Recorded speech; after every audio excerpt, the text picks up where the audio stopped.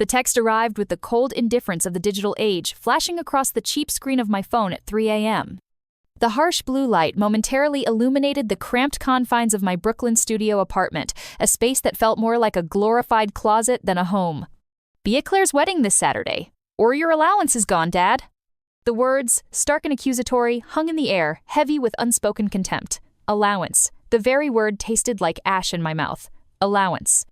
As if I were still some petulant teenager, perpetually pleading for pocket money to cover the basic necessities of life, like tampons, while Claire, the golden child, was lavished with weekly spa days, designer clothes, and a life seemingly sculpted from pure privilege.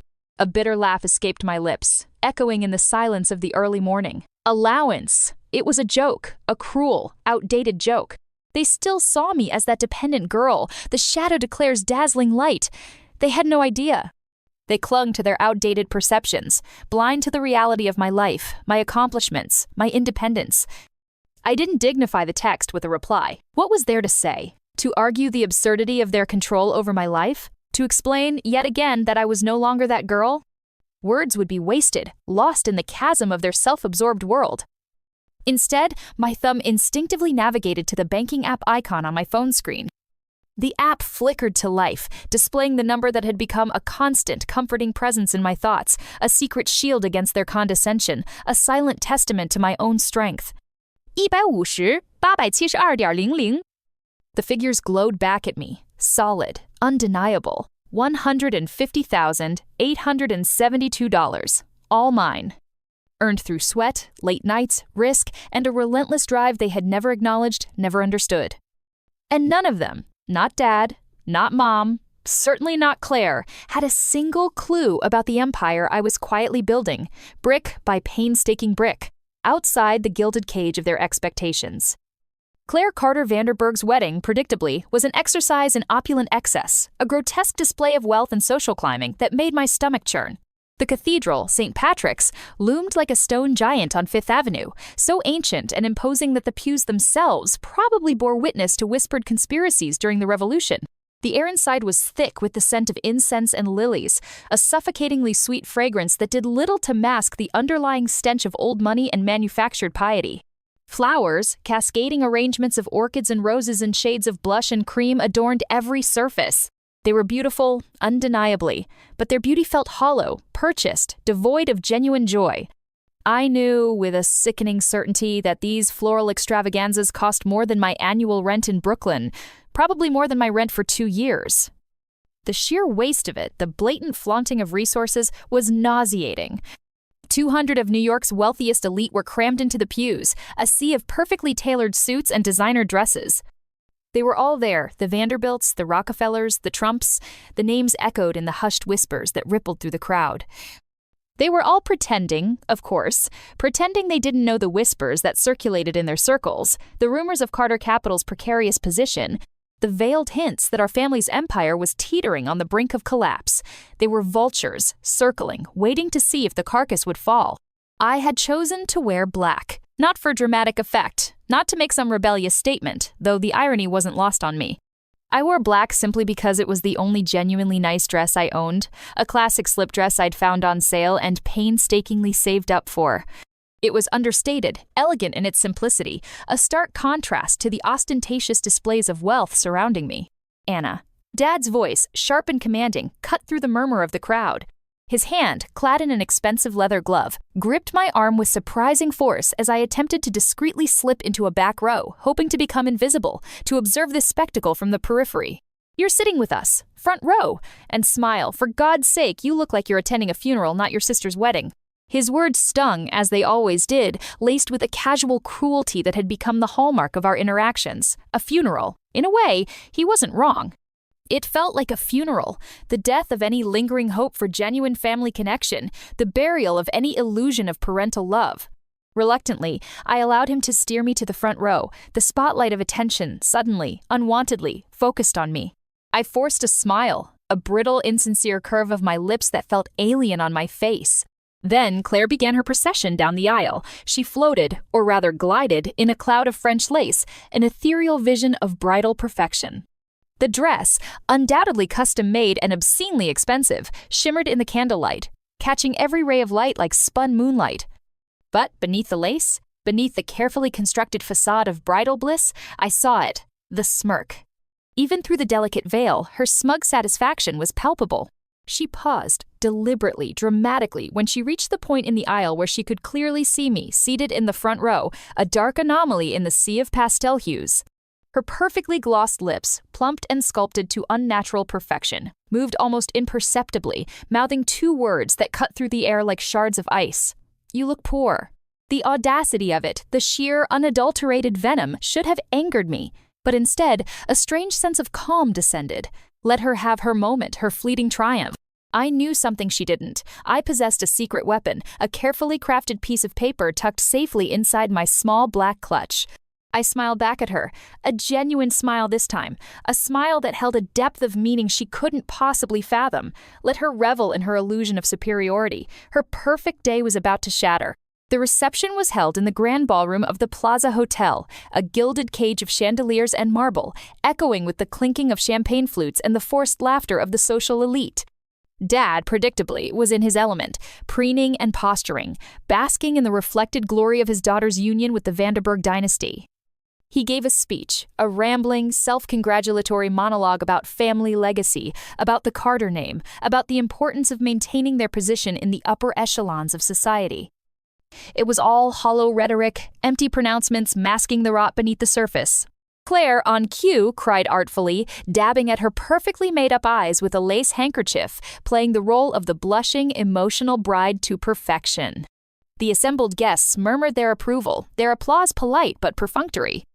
Then, with a theatrical flourish, the microphone was shoved into my hand. It was Claire, of course, orchestrating this little humiliation. "Anna," she trilled, her voice dripping with saccharine sweetness, but her eyes glinting with malice. "Say something nice, about your sister, about our beautiful family." The room tittered, a low, expectant murmur that rippled through the crowd. They expected me to stumble, to stutter, to embarrass myself, to confirm their preconceived notions of the less successful Carter daughter. They anticipated a train wreck, a moment of awkwardness to break the monotony of forced celebration. Instead, with a deliberate slowness that amplified the tension in the room, I reached into my clutch and pulled out the check. It was a cashier's check, crisp and official, made out for the exact amount, $150,000. "To family," I said, my voice clear and steady, cutting through the polite chatter. I held the check up, angled it so the golden light from the chandeliers caught the ink, making the numbers gleam.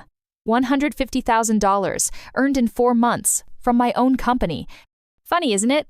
I turned to Dad, my gaze locking with his, holding his stare with a newfound confidence that surprised even myself. "You always said I'd never make anything of myself without you. That I'd always come crawling back, begging for your help." Silence descended, thick and heavy, suffocating the ballroom. The tittering stopped abruptly, replaced by a stunned hush. Every eye in the room was fixed on me, on the check, on the unfolding drama. Where did you get that?" Dad's voice, usually booming and authoritative, was now low, dangerous, deadly calm. I could see the muscle twitching in his jaw, the barely suppressed rage simmering beneath the surface. "My startup," I said, my voice ringing with triumph. "The tech company. The one you told me to quit. The one you laughed at. Because, and I quote, 'women don't belong in tech.' Remember, Dad?"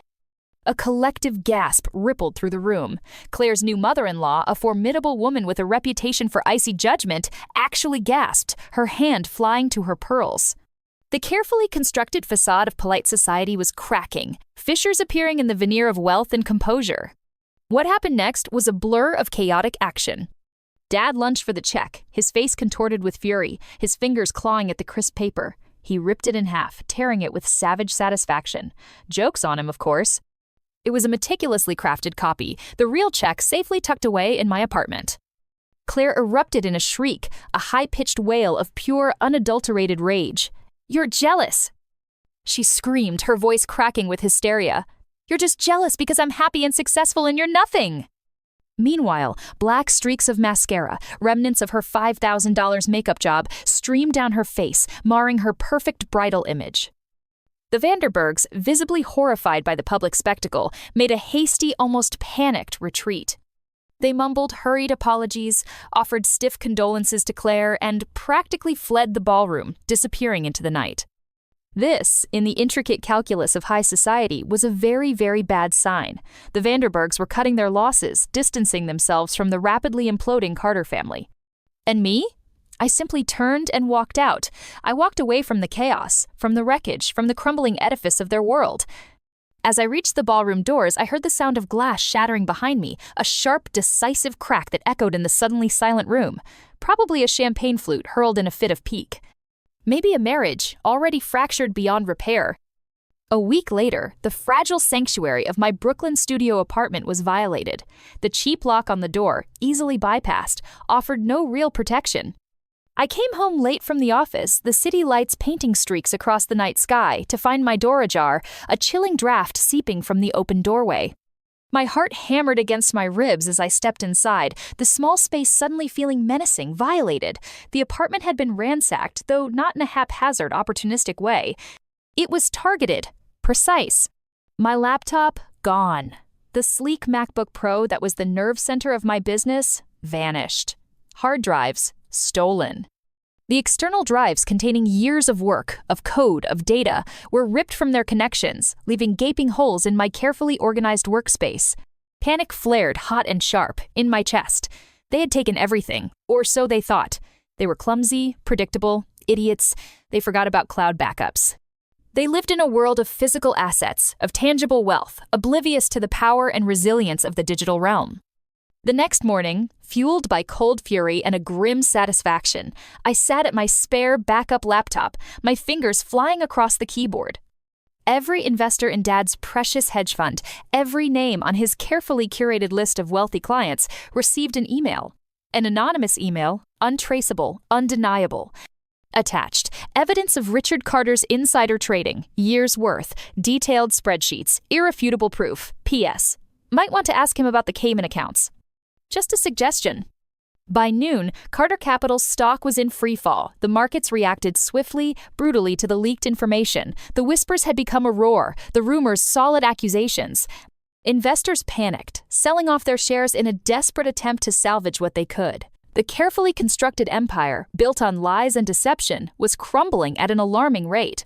By dusk, Claire's brand new, obscenely wealthy husband, the golden boy of the Vanderburg dynasty, filed for annulment. The shame, the public humiliation, the taint of scandal, it was too much for the pristine Vanderburg name to bear. Claire was tossed aside, collateral damage in the implosion of the Carter family. Last I heard, through the grapevine of mutual acquaintances, the whispers that still reached me despite my efforts to sever ties. Dad was under federal investigation. The SEC, the FBI, they were swarming Carter Capital, digging through the wreckage, uncovering layer upon layer of financial malfeasance. The Cayman accounts were, indeed, a treasure trove of incriminating evidence. Claire was back on antidepressants, reportedly worse than ever. Her perfect life, her fairy tale wedding, her social standing, all reduced to ashes. The humiliation, the public scorn, had broken her fragile facade. And me? I was in Bali, halfway across the world, on a sun-drenched beach, sipping Mai Tais with my COO, Liam. We were discussing expansion strategies, market penetration, the next round of funding. My startup was thriving, growing exponentially, fueled by innovation, integrity, and a team that believed in my vision. Funny, isn't it? How fast family collapses, how quickly the bonds of blood and loyalty dissolve when the money dries up. What they thought was an unbreakable fortress, built on wealth and privilege, turned out to be nothing more than a house of cards, flimsy and easily toppled. And funnier still, how easy it is to burn their world down, to dismantle their empire, when they never bothered to learn your worth. They underestimated me, dismissed me, belittled me for years. They never saw me coming, and that, in the end, was their greatest mistake. Mine was simply recognizing my own value and finally setting myself free.